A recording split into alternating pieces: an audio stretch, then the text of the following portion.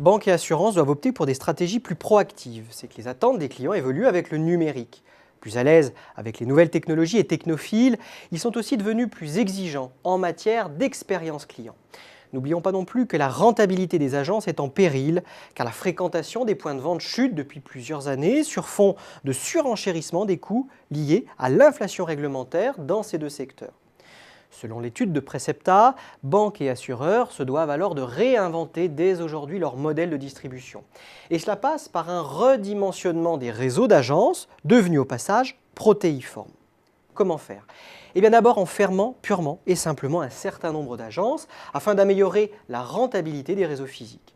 Ensuite, tout l'enjeu consistera à redynamiser le trafic des points de vente physiques, qui, nous le verrons dans un instant, vont devenir plus protéiformes, le tout dans un contexte de multiplication des canaux de contact avec le client dans la sphère digitale.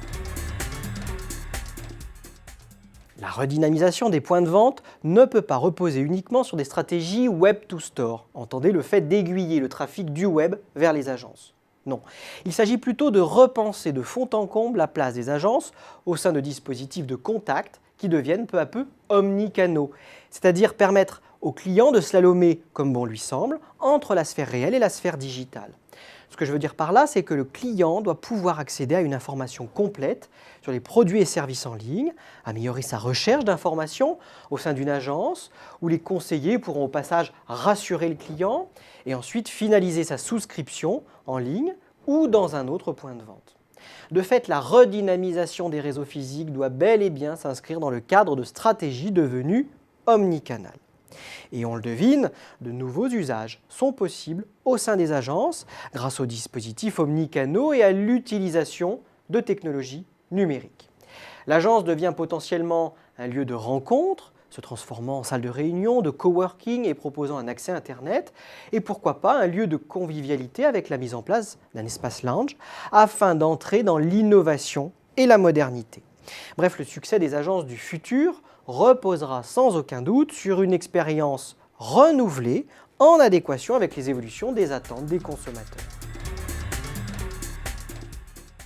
Ces nouveaux modèles de distribution que nous venons de dessiner ne doivent pas faire oublier le rôle encore pivot des agences en matière de souscription.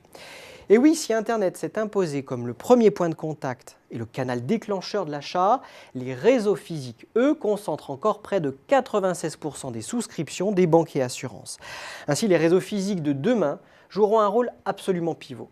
Mais ils seront moins denses, comme nous l'avons vu, et ils seront aussi protéiformes pour créer davantage de valeur client. C'est que les organisations vont devoir jongler avec différents formats d'agences, avec des agences propriétaires ou non, à la fréquentation variée et aux horaires d'ouverture différents. Parallèlement, les agences de demain se doivent d'apporter une valeur ajoutée relationnelle à leurs clients par rapport à la sphère digitale.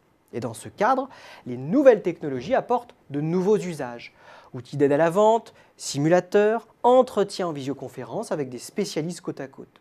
Se poseront alors d'importants enjeux en matière de formation des équipes commerciales.